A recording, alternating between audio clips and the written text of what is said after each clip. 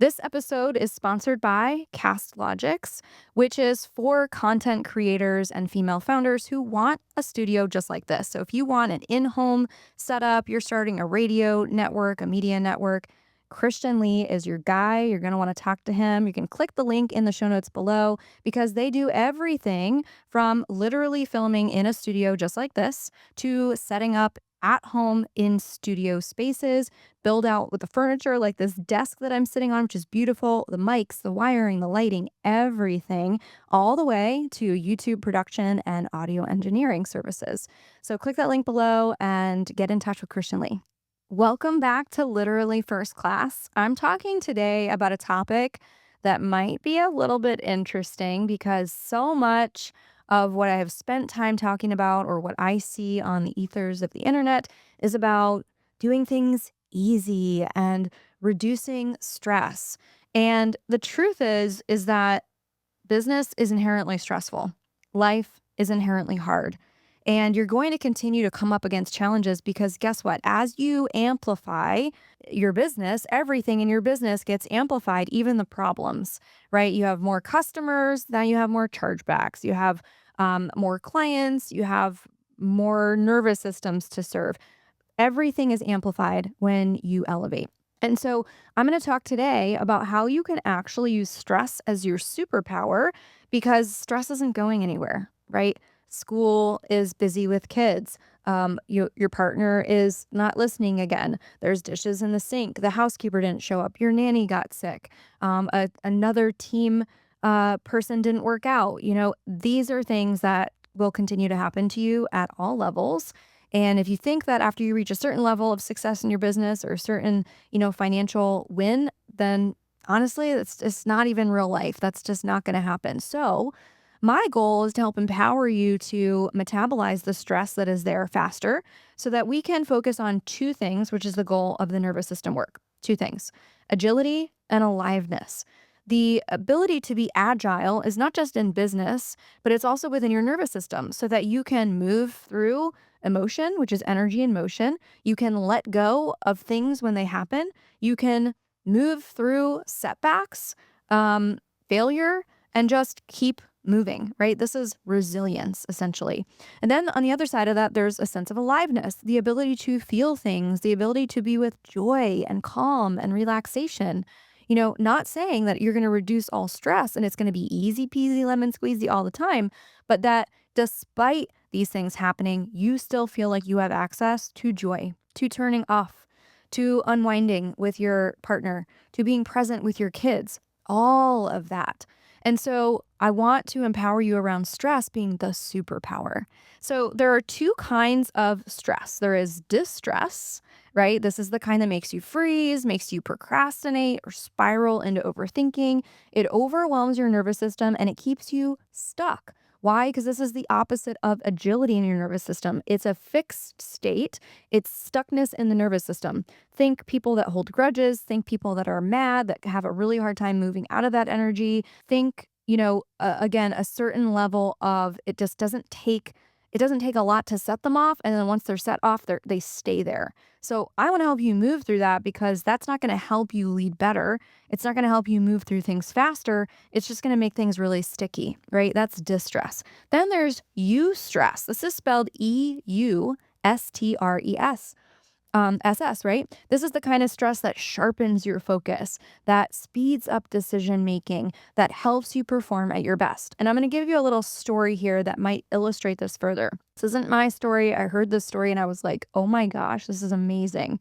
And so I use it in my teachings now because it's such an impactful, powerful story that really reframes how stress can be truly a superpower.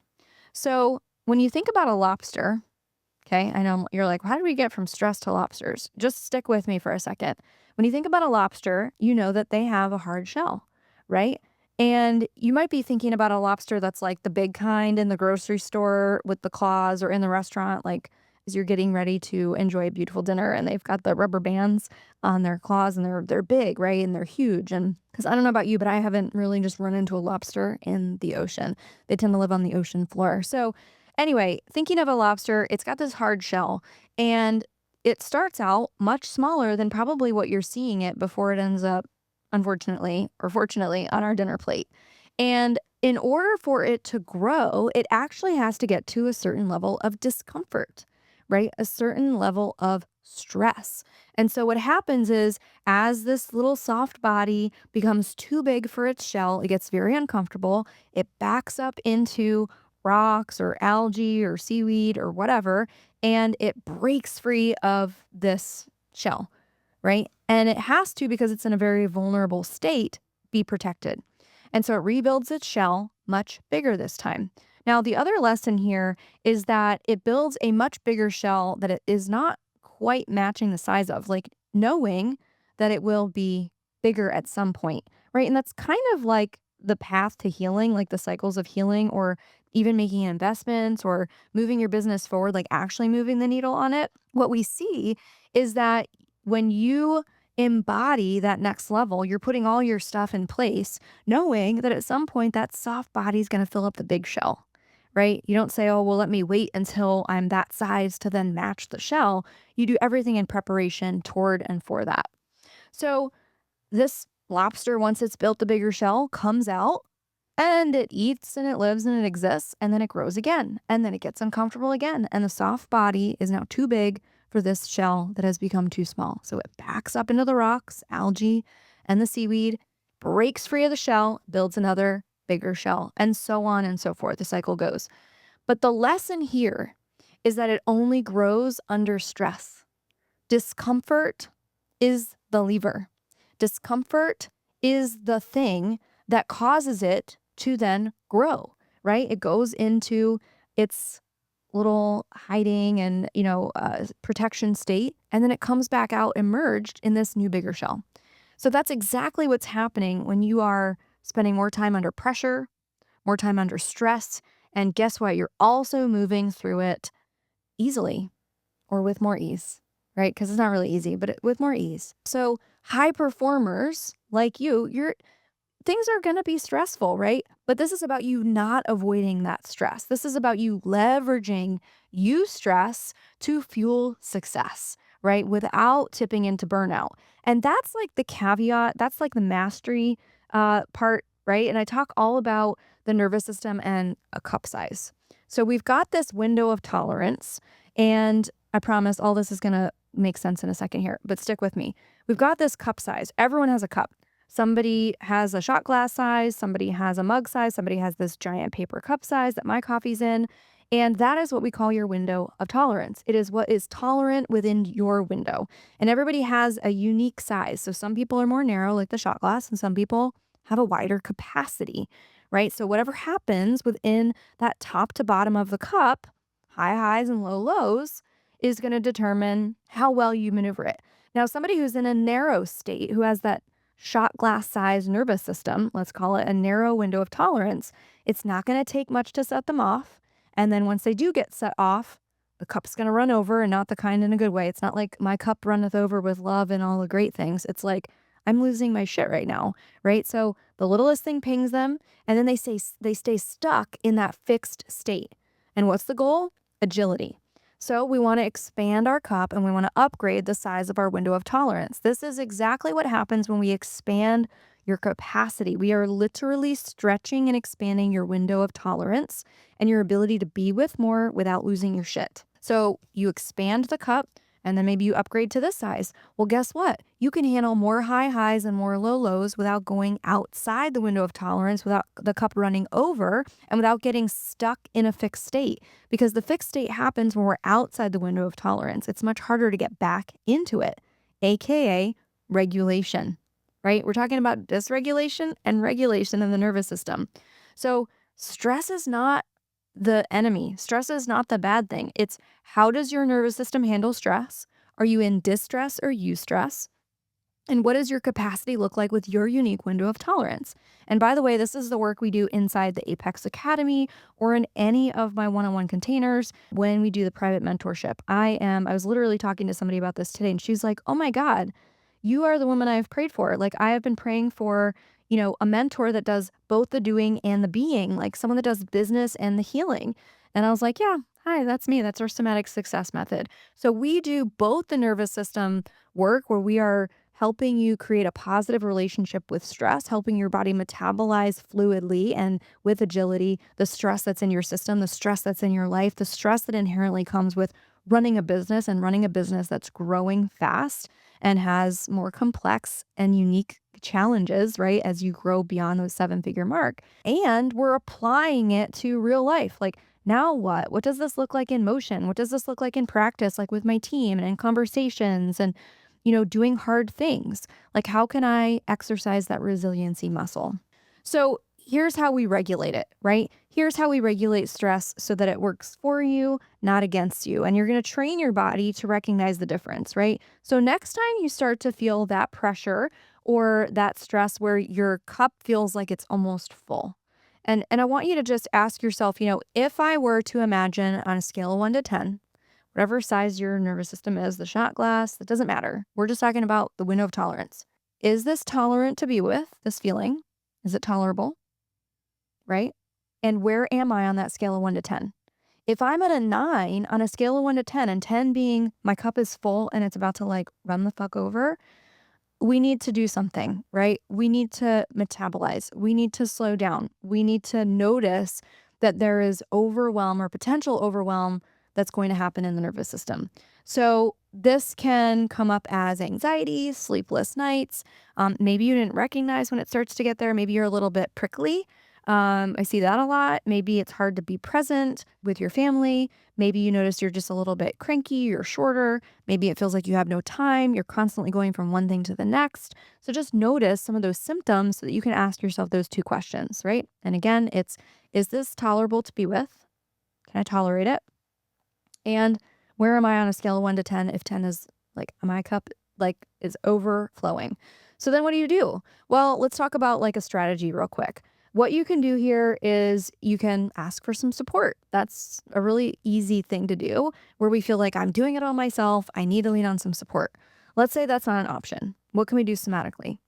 Well, we can actually just take a breath, right? And I love to offer box breathing here, which is 4 counts around 4 sides. If you've never done it, we take 4 breaths in, or a count of 4, hold it at the top for 4, release it for 4, hold the empty belly for 4. And you just literally go around the sides of the box. What does that do? Takes your focus off of what is stressing you out, instead brings you back into the body. Now you're focused on the counting.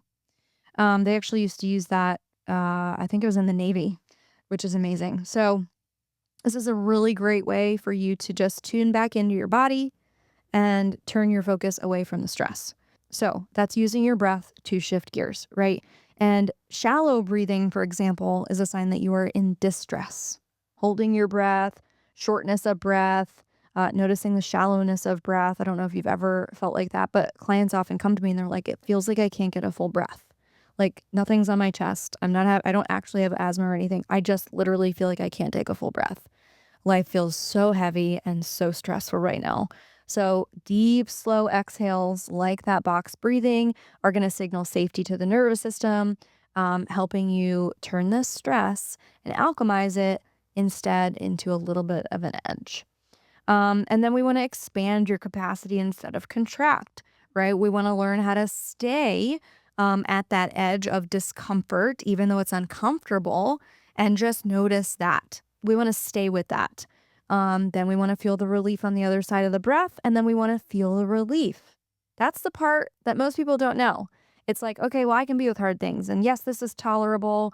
And, yes, I'm at a 9.5 on a scale of 1 to 10, and I can still be with it. I'm used to hard things. But then after you do the box breath and you feel some relief and you feel a little bit of softness, or you feel a little bit of maybe you even feel tired. That's a common thing of like down regulating. Now feel that. Can you be with that? Because capacity building is not just learning to be with stress, it's learning how to use stress to notice the other side of, oh, I feel relieved. Oh, I feel softness. Be with that a little bit longer. And that's where we start to create capacity, right? We really start to stretch the edge. So I hope that a few of those things help you, because here's probably the most important part about why you need to spend a little more time with the relief and the softness and the noticing of that is because if you notice that, okay, it's tolerable and I'm like at my edge and I'm like a hair's breadth away from losing it, but I also have access to knowing on the other side of maybe just doing 2 minutes of this box breath exercise or putting my hand on my heart and just saying, I got this, whatever it is, I can handle it. Like on the other side of feeling that relief, if you can also access that, you are less likely to be thrown out of your window of tolerance. You are less likely to go in overwhelm. Why? Because now you haven't been hooked into the spiral. You have not been hooked into, I only know how hard it is. I only know how challenging it is. I only know this overwhelming, chaotic state because I also know this other side and I know how to stay there a beat longer. I know how to practice holding that too. And I can access that even when I might find myself in a really stressful spot, in a place that doesn't feel very uncomfortable, despite it maybe being mostly tolerant. So we have to learn how to train ourselves in both capacities because otherwise we risk sabotage even when it feels really good or even when things are going really well. Because what does your body seemingly know most of the time? Chaos, hard, challenge, chaos, right? Just this stressful state. So unconsciously, it seeks to recreate that when things start to actually open up and be easier. So we want to create a language and a fluency in both the relaxation and also noticing the edge of stress and using that as our superpower for growth. Okay. So if you're scaling and you need to train your body, you're wanting to expand your capacity and actually do the rewiring work that's necessary. I'm not talking just doing a box breath, just doing something that's going to regulate you in that moment, but actually rewire you from a new neural pathway, from a deep somatic sensory experience in the body to change your relationship to stress and the way your body actually metabolizes it to expand your capacity. Let's chat. We've got links below for the Apex Academy. You could submit an application there. I'll make a note for my producer to put into the show notes our application for one-on-one because you got things to do. You don't have time for this. I know that you've got a busy life and you probably have very little time. So you get to work with a trained professional that knows exactly how to help you rewire this in less time so that you can stop experiencing the same level of chaos and stress and like losing your shit over it and actually move through it faster so that you can do the things that only you can do. All right, so I'll put those below and I'll see you on the next episode.